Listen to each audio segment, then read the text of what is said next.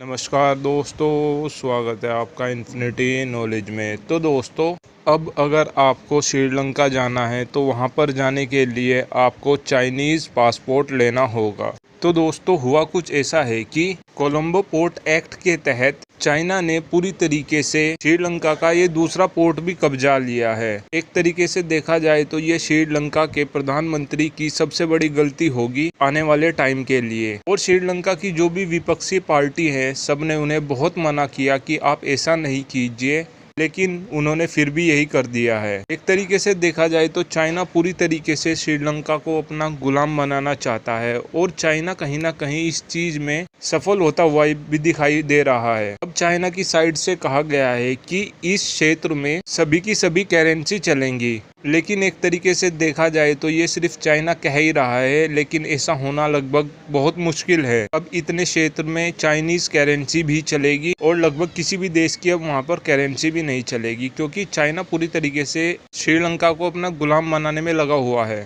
इससे पहले Hambantota port China Sri Lanka से 99 साल के लिए पहले ही लीज पर ले चुका है, लेकिन एक तरीके से श्रीलंका को ये दूसरा झटका दिया गया है चाइना की साइड से। अब एक तरीके से देखा जाए तो ये भारत के लिए भी बहुत बड़ी दिक्कत की बात है, क्योंकि अगर चाइना आने वाले टाइम में यहाँ पर कोई भी सैन्य बेस बना लेता है तो ये भारत के लिए बहुत ज्यादा खतरे की बात है। अब देखा जाए तो चाइना ऐसा लगभग 80% कर सकता है, क्योंकि उस जमीन पर पूरी तरीके से चाइना का ही हक है। और ये बात सही भी है, चाइना कहीं ना कहीं ऐसा कर सकता है। अब सोचने वाली बात यह है कि भारत ने इसे लेकर कोई स्टेप क्यों नहीं लिया। तो दोस्तों, देखा जाए तो भारत श्रीलंका को सपोर्ट भी कर रहा था, पैसे भी दे रहा था, लेकिन श्रीलंका की गवर्नमेंट को बहुत ज्यादा जल्दी थी। और इधर अगर एक तरीके से देखा जाए तो ये इंडियन डिप्लोमेसी की आज तक की सबसे बड़ी हार मानी जा रही है। अब से कुछ साल पहले चाइना ने ऐसा समोआ के साथ भी करने की कोशिश की थी, लेकिन अमेरिका को भी इस बात का बहुत ज्यादा खतरा हुआ। लेकिन अमेरिका ने एक ऐसा स्टेप उठाया था उस दौरान, जिस वजह से चाइना का ये प्लान पूरी की पूरी तरीके से फेल हो गया था। और अमेरिका ने ऐसा स्टेप इस वजह से उठाया था क्योंकि वहाँ पर